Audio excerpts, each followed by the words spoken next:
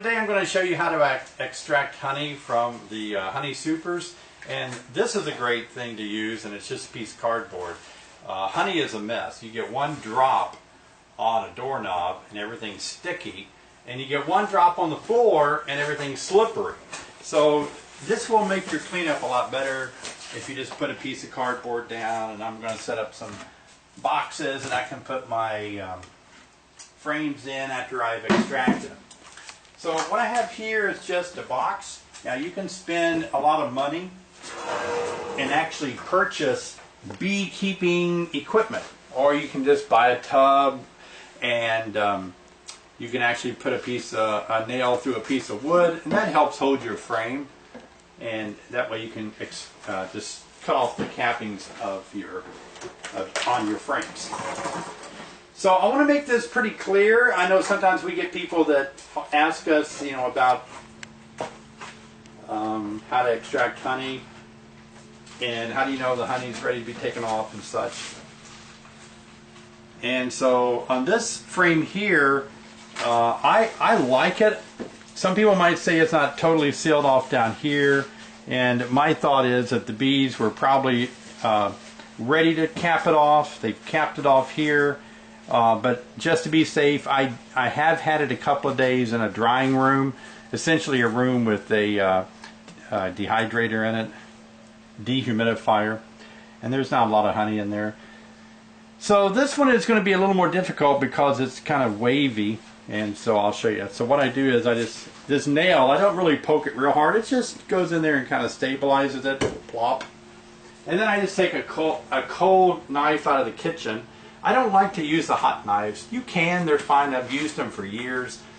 But the hot knife, the thermostats aren't outstanding on them, and it starts to kind of caramelize the honey, and so it makes it a different flavor. It's good honey, but I don't like that burnt taste. And I'm going to save all the cappings. I'm going to get the honey out of the cappings, but simply just start by opening up the cap. So some of you are brand new to beekeeping, and I want to make sure you understand what I'm doing here. The bees bring in nectar into these cells here. Nectar is high in water content. It is almost like water.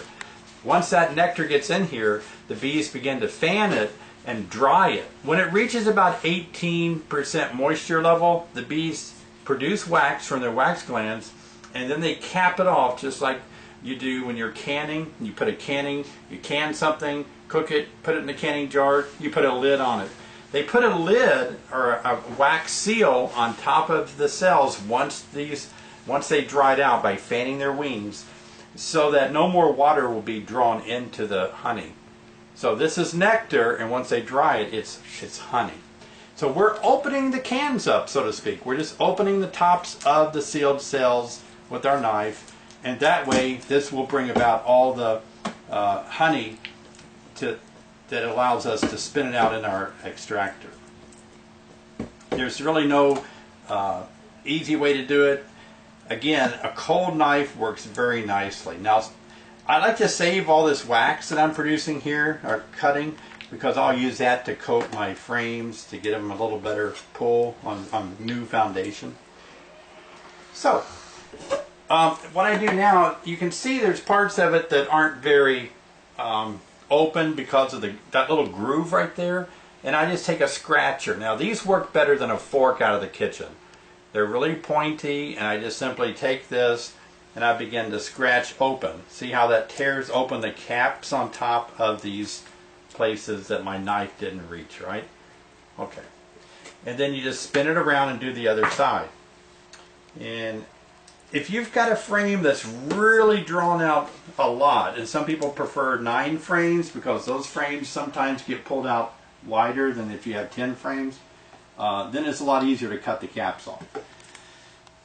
So I use the wood on the frame to kind of give me a guide. I put my blade on the wood unless it's really thick, drawn out. Okay.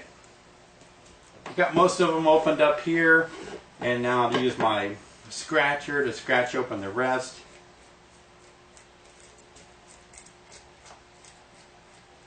And that one's ready. And I'll put it in my extractor, and some of you might have more elaborate extracting systems. We're using this one for demonstration purpose.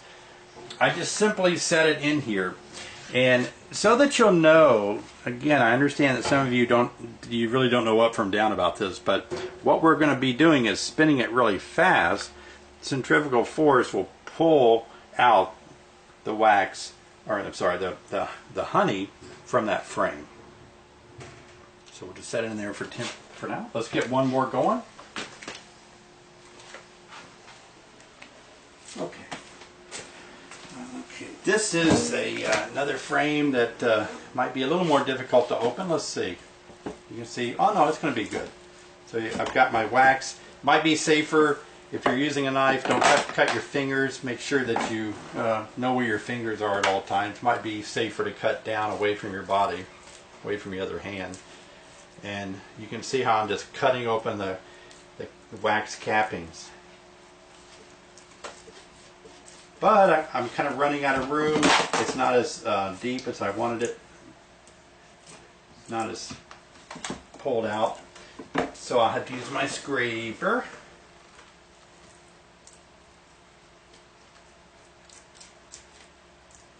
Okay, very good.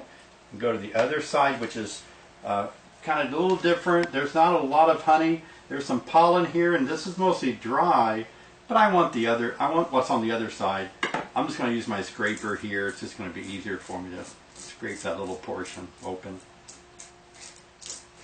Okay. You put this in your extractor. And once you get everything in,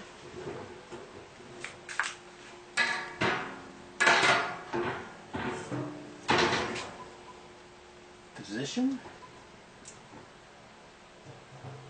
Then you want to put your plastic lids on if you have a small extractor like this. And by the way, this little extractor, there's no need to go crazy and buy the best and the biggest.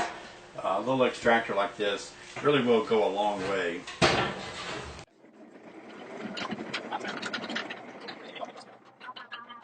So now we're just letting the honey flow out of the extractor through a strainer on top of a 5-gallon bucket, and that way it gets all the little wax particles out, and it makes a real pure product. I use about a 400 micron filter, and that's about all you need really to, and it's really not filtering. I like to think of it as straining, so you have a real raw product.